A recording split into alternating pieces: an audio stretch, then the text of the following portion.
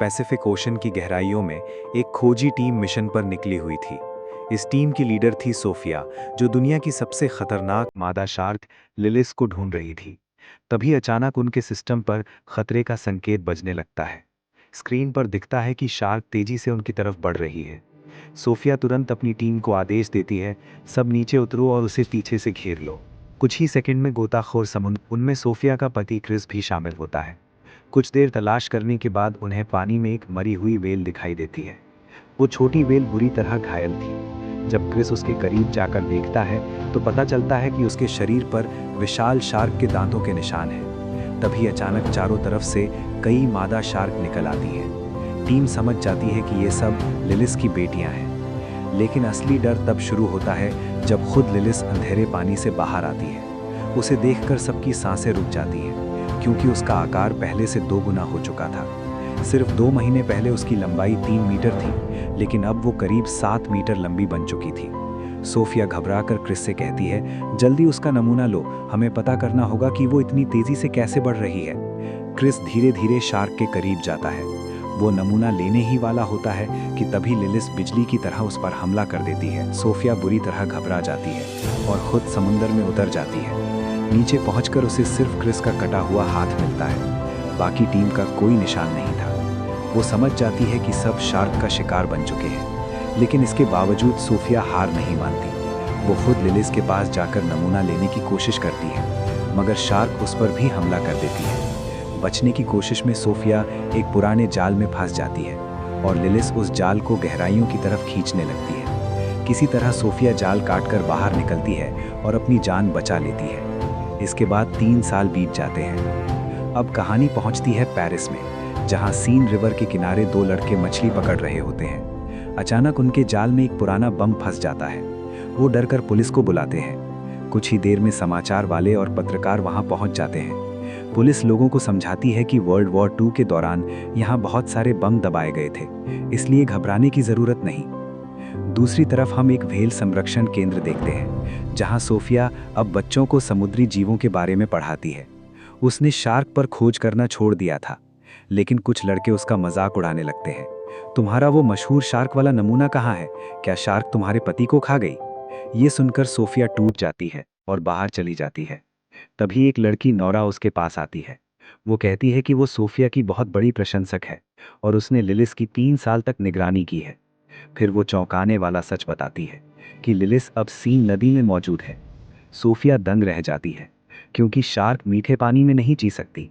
लेकिन नोरा बताती है कि प्रदूषण और मौसम में बदलाव ने लिलिस को बदल दिया है।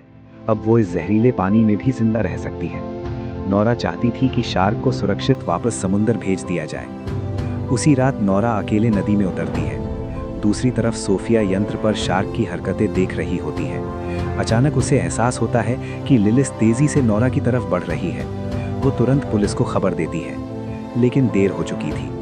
पुलिस नदी तक पहुंचती है और नोरा को पकड़ लेती है, क्योंकि वहां गोताखोरी करना गैर कानूनी था।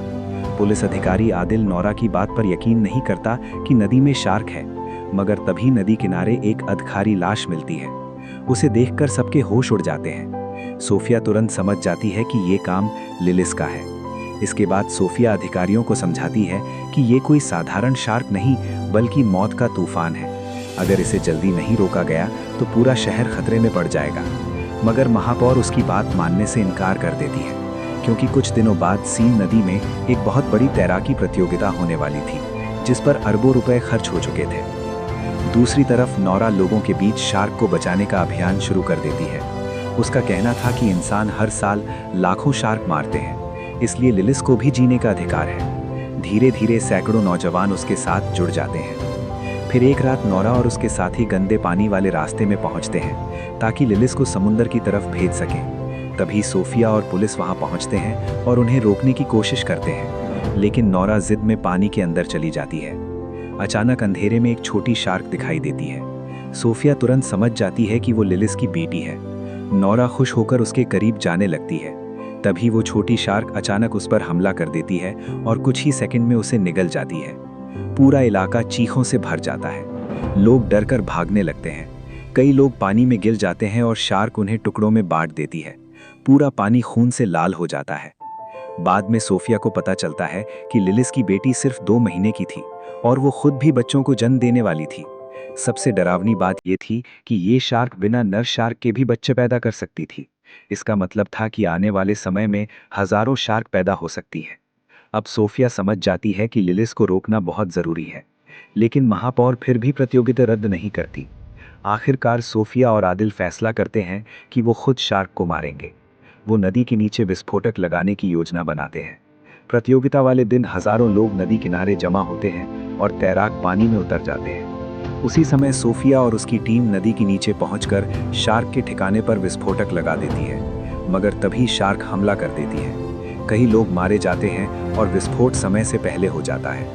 भयानक धमाके से पूरा नदी किनारा हिल जाता है। लेकिन सबसे बड़ा डर तब सच होता है जब नीचे दबे पुराने बम भी फटने लगते हैं।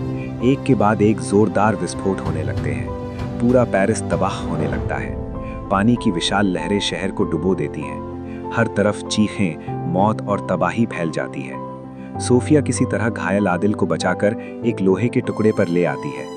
आदिल होश में आकर कांपती आवाज में पूछता है, क्या हम जीत गए? क्या शार्क मर गई?